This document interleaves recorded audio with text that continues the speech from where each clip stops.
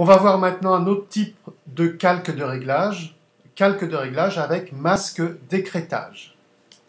Donc nous allons créer un calque de réglage ici au menu calque, nouveau calque de réglage qu'on va prendre en noir et blanc. Donc ce calque applique la valeur noir et blanc là où il est déposé.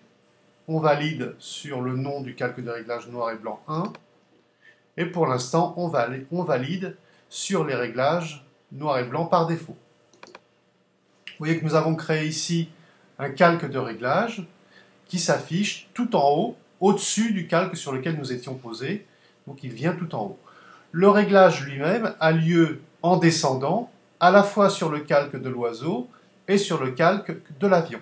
Vous voyez que le calque a lieu sur tout ce qui est situé en dessous de lui. On peut allumer et éteindre ce calque en cliquant sur l'œil qui est situé devant.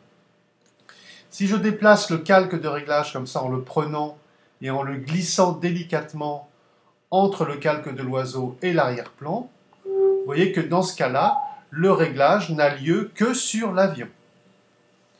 Si je veux maintenant que le calque de réglage n'ait lieu que sur l'oiseau, je le déplace ici délicatement au premier plan. Et je viens ici au menu déroulant de la palette calque, créer ce qu'on appelle un masque d'écrêtage, de telle sorte que le calque de réglage ici n'a lieu, vous voyez la petite flèche qui est située là, n'a lieu que sur le calque qui est situé juste en dessous de lui-même. Donc il a lieu que sur l'oiseau.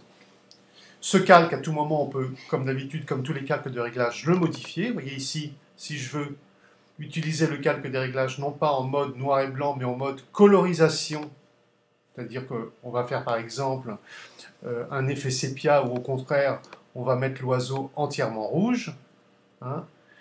Ce calque de réglage, on valide, et il s'applique sur l'oiseau. Si on veut moduler cet effet, on peut faire varier du calque de réglage son opacité, comme ceci, ou éventuellement, on peut faire que le calque de réglage s'applique avec un mode opératoire précis, de manière à éclaircir l'image, ou au contraire, de manière à l'obscurcir, etc. Je reviens en mode normal. Vous voyez, l'intérêt du calque de réglage est de pouvoir conserver toujours notre image de départ. L'intérêt du masque d'écrêtage est de faire en sorte que le calque de réglage ne s'applique qu'au calque qui est situé juste en dessous.